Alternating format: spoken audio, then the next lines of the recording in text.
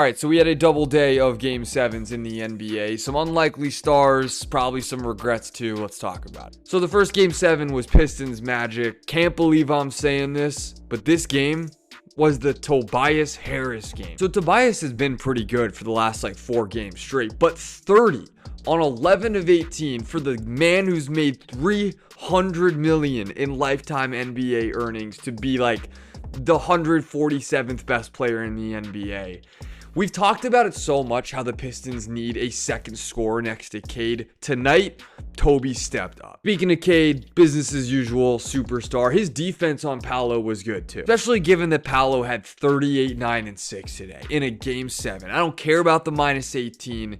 He was special. Paolo is officially a playoff riser. And look, no Franz Wagner is the reason I picked the Pistons by double digits today, but it's still a pretty disappointing effort by every other player on this team offensively. Side note, what happened to the Jalen Suggs from Gonzaga, who was an on-ball creator?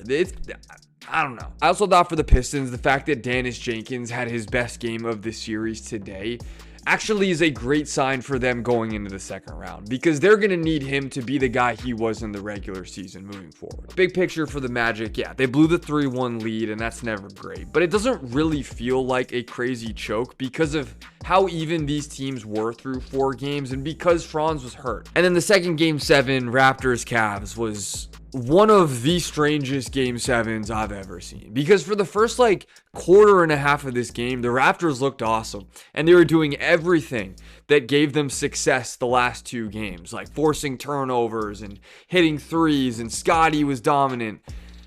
And then in the third quarter, they just forgot how to play basketball.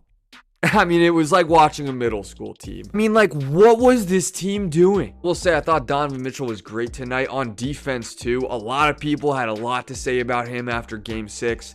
He shut them all up. Game 7, James Harden, I thought he played it safe. Let's put it that way. But overall, I think the Raptors put themselves on the map and they should be proud. I mean, nobody won a single game on the road this series. That was just the difference. And so looking forward in the East now, and I'll post a video with my official round 2 predictions tomorrow. Kalshi has the Knicks as the favorite, with the Cavs and the Pistons dead tied for second.